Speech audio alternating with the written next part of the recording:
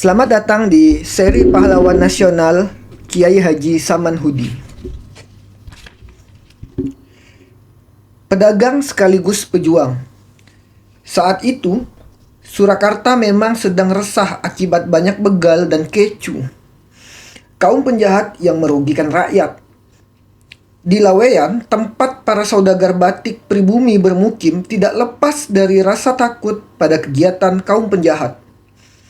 Sekali waktu, Samanhudi mengumpulkan karibnya, sesama pedagang pribumi, dan mengusulkan kelompok ronda malam Rekso Romekso yang bertujuan menciptakan keamanan dari pencurian dan saling memberi pertolongan sesama pedagang batik Laweyan. Di titik awal itu, para saudagar merasakan diskriminasi dalam berdagang. Lalu kelompok ronda itu perlahan diubah Samanhudi menjadi Serikat Dagang Islam yang bertujuan melindungi pedagang batik pribumi pada 11 November 1911. Serikat ini telah resmi menjadi organisasi dan Samanhudi menjadi ketua pertamanya. Lalu siapa sangka serikat ini berkembang luar biasa, berubah nama menjadi Serikat Islam, dan menjadi organisasi pertama yang memainkan peran teramat penting dalam pergerakan nasional. Lalu, ketika kembali membicarakan awal berdirinya Serikat Islam, orang pasti akan menyebut nama Samanhudi. Samanhudi sering dikenal juga dengan nama Wiryo Wikoro. Akan tetapi, ia memiliki nama kecil, Sudarno Nadi, pemberian kedua orang tuanya sejak lahir. Pendidikan formal yang ditempuh hanya sekolah dasar, itu pun tidak sampai tamat. Sesudahnya, ia belajar agama di Surabaya sambil berdagang batik. Setelah terjun dalam dunia perdagangan, Samanhudi merasa jiwa dagang semakin melekat pada dirinya. Wawasan dalam dunia dagang pun semakin luas dan ia mulai melihat ada perlakuan berbeda terhadap pedagang pribumi yang beragama Islam. Sekitar tahun 1911, terdapat persaingan yang tidak sehat antara pedagang-pedagang di Hindia Belanda.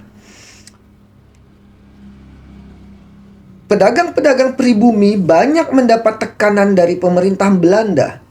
Oleh karena itu, perdagangan bangsa Indonesia tidak dapat berkembang. Melihat keadaan ini, Samanhudi mengubah kelompok rondenya di Laweyan menjadi Serikat Dagang Islam. Organisasi itu bertujuan membela kepentingan pedagang-pedagang pribumi. Tirtowadiri Surjo membantu organisasi ini menjadi legal pada 11 November 1911. Munculnya Serikat Dagang Islam mendapat sambutan yang luas. Dalam waktu singkat, cabang-cabang Serikat Dagang Islam berdiri di luar kota Solo. Sesudah itu, SDI ditingkatkan menjadi partai politik pada 10 September 1912. Nama SDI diubah menjadi Serikat Islam. Haji Samanhudi tetap duduk sebagai ketua kehormatan sampai tahun 1914. Sesudah itu, Serikat Islam dipimpin oleh Haji Umar Said Cokro Aminoto dan tumbuh menjadi partai massa sejak tahun 1920. Haji Samanhudi tidak aktif lagi dalam pergerakan. Kesehatannya sering terganggu, tetapi perhatian terhadap pergerakan nasional tidak padam. Lama namanya tidak terdengar. Dikala kemerdekaan telah di depan mata dan tentara Belanda mengganggu Republik Indonesia, ia kembali bergerak. Samanhudi mendirikan Barisan Pemberontak Indonesia di Surakarta dan Gerakan Persatuan Pancasila. Saat Belanda melancarkan agresi militer kedua, Samanhudi membentuk laskar yang diberi nama Gerakan Kesatuan Alap-Alap. Laskar itu ditugasi menyediakan perlengkapan terutama bahan makan untuk kesatuan-kesatuan tentara yang sedang bertempur di garis depan. Banyak jasa yang diberikan selama berlangsungnya agresi militer II. Meski ia sudah tua, Samanhudi meninggal pada usia 88 tahun di Klaten dan tubuhnya dimakamkan di Banaran, Grogol, Sukoharjo.